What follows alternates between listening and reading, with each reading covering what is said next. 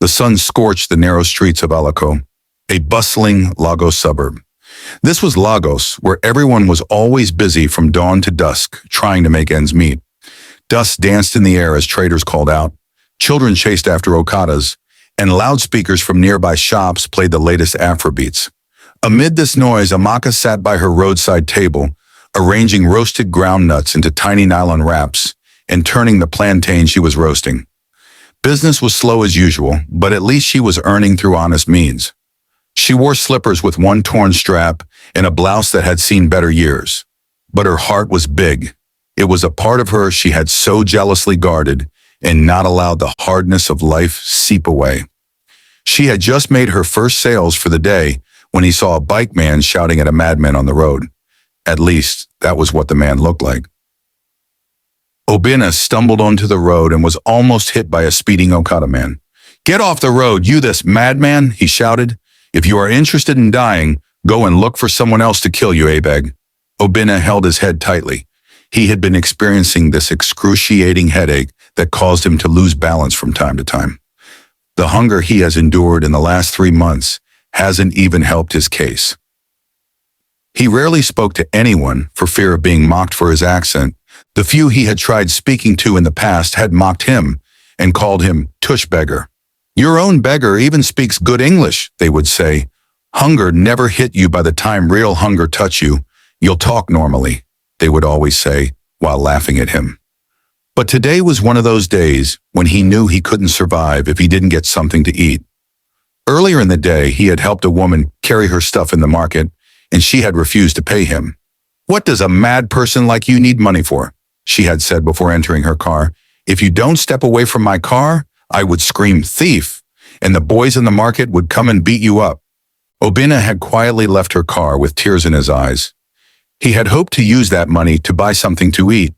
He looked across the road and saw a young woman selling roasted plantain and groundnut and decided to approach her. "Please, give me from your groundnut. I am very hungry. I haven't had anything to eat for days," he said. "Why is this one forming accent?" the woman selling beside her said, laughing. "These beggars have really upgraded their style. You better send that man away. If not, he would keep disturbing you. We really need to do something about the beggars in this market," she added as she hissed and turned away. Amaka looked at him. There was something about him that drew him to her, and despite his tattered look and even the bruises on his face, something about him seemed different from the average beggars she saw on the street. Amaka watched him with concern. The man looked no older than 20, and he looked lost, deeply lost. Amaka stretched out some groundnut and roasted plantain to him. "Have this," she said. "Also take this 200 naira and get water with it. I don't have much, but manage this." "Mother Theresa," someone said mockingly from behind. "You will never make any money in this life if you continue dashing out money like this." Later that day, as Amaka packed her wares, she saw him sitting in front of a kiosk with a dirty sack laid by his side and walked towards him. "Excuse me, sir," she said. "How are you doing?" The man looked up at her with surprise evident on his face. "How are you doing?" she repeated. "And what is your name?" "I'm sorry, your question caught me off guard. This would be the first time someone would be asking me how I am doing in a while." Amaka looked at him and couldn't help but notice his polished English and unmistakable British accent. "You look lost," she continued. "And how did you find yourself here?" He looked at her as tears began to flow down his eyes. "I don't know," he said. "The last thing I remember was waking up by a waterside. I got up, kept walking, and then I found myself in this town." She studied him closely and shook her head. "Have you tried going to the police station?" she asked. "I did, but I wasn't attended to. I have even tried going to different hospitals, but no one wants to attend to someone in a tattered cloth." "I am very sorry you are going through this. I don't have much on me, but you can come and sleep under the shade in my store. I am sharing the store with others. If not, I would have allowed you to come inside to sleep." "Thank you so much," he whispered. "Thank you for being kind to a stranger like me." Amaka gave him one of the wrappers she kept in her bag so he could use as a cover cloth. The next morning, she showed up with an old food flask with food and offered Obinna. He ate the food like someone who had been hungry for months. "Thank you. Thank you, he kept saying, in between.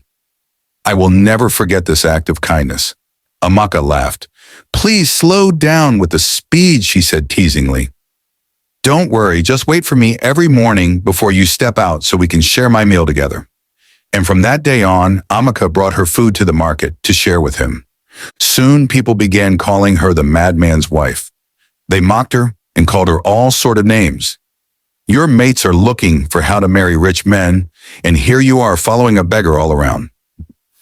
But little did they know, this strange man they all mocked once answered to Obinna Chukwuka, son of one of Nigeria's wealthiest men, a man who'd been declared missing 2 months earlier after a ghastly boat accident during a vacation with friends in Badagry. His body was never found. Until now. Rain fell like the sky was mourning something lost that day. That week, Amaka hadn't set up her roasted groundnut table. The rains in Lagos had been brutal, streets flooded, shops closed, people stayed indoors. She thought of Obinna all day long and how he was coping. If not for the flood, she would have entered the rain to go see him. But even if she sees him, of what use will that be? She lost her parents while she was in 200 level in the university and had to drop out of school to fend for herself. She was an only child, and the uncles and aunties who had promised her heaven and earth during her parents' burial had all disappeared, leaving her to work her way through life. She couldn't push the thought of him under the rain for days away and decide she was going to go bring him to the room she was managing in the Face Me, I Face You apartment she stayed. Obinna sat under the rusted shed in front of Amaka's store. He was drenched and shivering. His beard had grown thicker, yet his eyes remained gentle.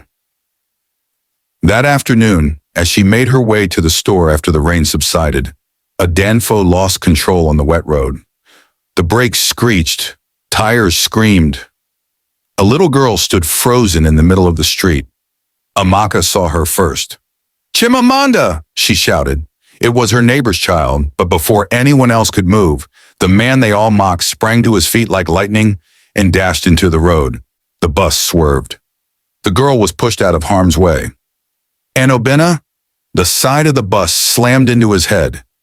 He flew and landed by the gutter. The streets screamed and people ran towards where he was. Amaka's slippers tore as she ran to him, tears already falling. Call help, please, somebody. He was alive, barely bleeding from his forehead. As the rain soaked them both, Amaka placed his head on her lap, screaming for help. Her tears mingled with the rain. And that was when it happened. Obinna's eyes opened slowly. He blinked against the rain, his vision blurry, and whispered hoarsely, My name is Obinna. She froze. What did you say? My name, Obinna Chukwuka, son of Chief Dominic. I remember. The crowd gasped. Amaka held him tightly. He was shaking. Memories flooded in. The yacht, the lightning strike, falling into the water, floating endlessly, waking up on a strange beach, then wandering. Days turned into weeks, hunger, silence, people mocking him. Only one face remained consistently kind, Amaka. The ambulance came. The police came too. The moment Obinna muttered his full name again, chaos followed. News stations, security teams poured in. His grieving father flew in a helicopter and landed at the teaching hospital the next day, sobbing like a child when he saw his son alive. The family had held a quiet burial after trying everything in their power to find him, or at least his body. He was immediately flown to the best hospital in the country as the doctors declared him unfit to fly long distance. Obinna spent weeks recovering. Amaka never visited the hospital. She didn't feel worthy. She simply whispered a prayer every night that wherever he was, he'd be all right. Her life went back to selling roasted plantain, ground nuts, and hunger. She was barely surviving on the little money she made daily, but was grateful that she at least had a roof over her head. What she didn't know was that Obinna remembered everything, especially her. 2 months later, life in Alako moved on as it always did. Amaka sat beside her groundnut table once more, humming quietly as she packed her last wrap for the day. Things hadn't changed. Rain still leaked into her one-room apartment. Her slippers were still broken, but her heart was whole. She had peace, the kind that comes from doing good, even when no one sees. Or so she thought. That evening, the street suddenly changed.